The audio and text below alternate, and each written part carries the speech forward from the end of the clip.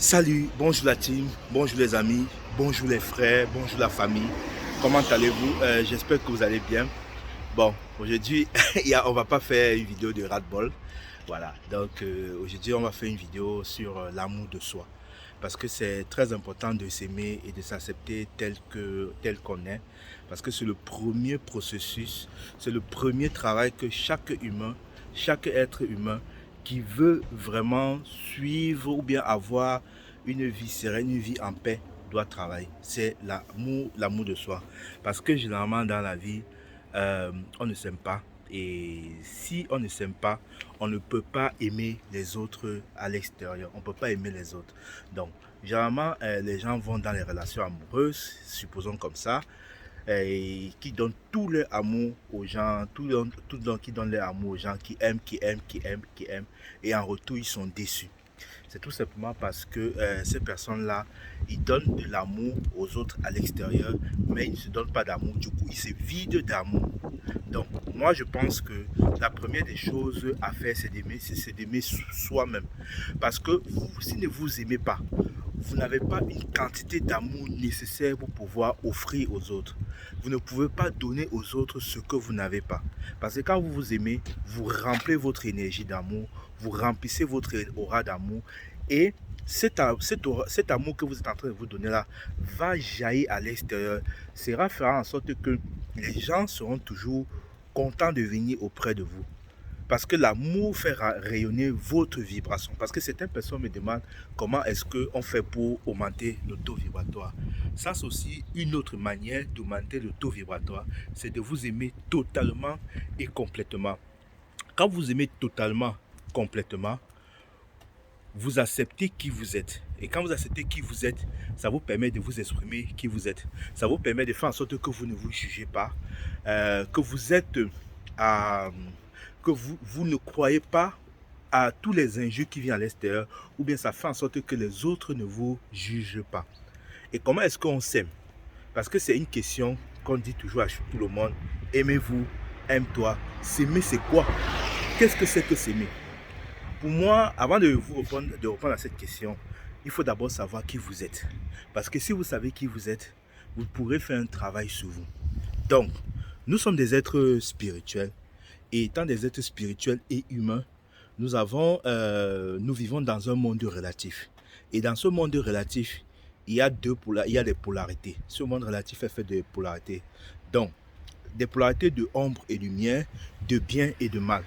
Donc, dans ce monde relatif, rien n'existe sans son contraire. Et nous, étant des êtres spirituels, quand nous venons dans ce monde relatif-là, nous endossons toutes les structures, toutes les archétypes de ce monde relatif-là, toutes les polarités de ce monde relatif. Parce que quand nous venons de l'espace, ou bien du paradis, ou bien de l'univers, ou bien du monde de Dieu, nous entrons dans la couche de la terre et nous sommes soumis aux lois de la terre. Et la loi de la terre, c'est la polarité. Et une des lois de la terre contient la polarité.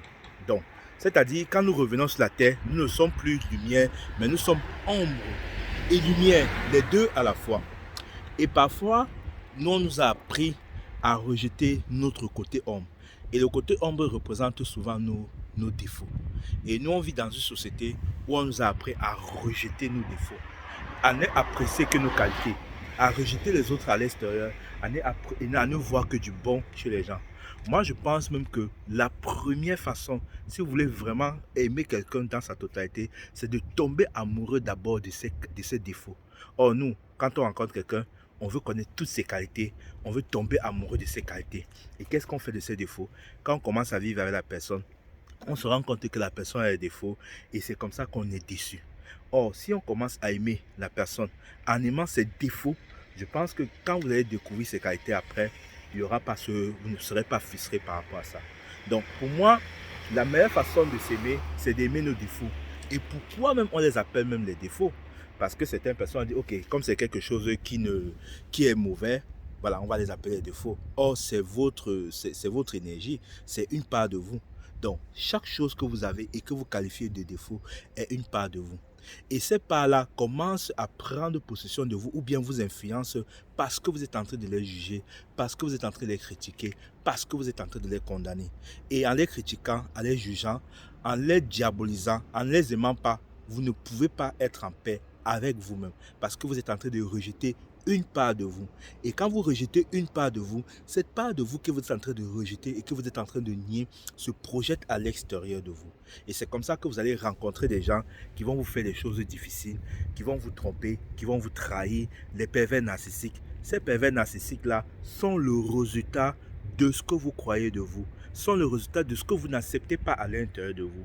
Parce que c'est l'intérieur qui fait l'extérieur. Et quand vous n'acceptez pas quelque chose à l'intérieur de vous, il se projette à l'extérieur. Il agit à l'extérieur.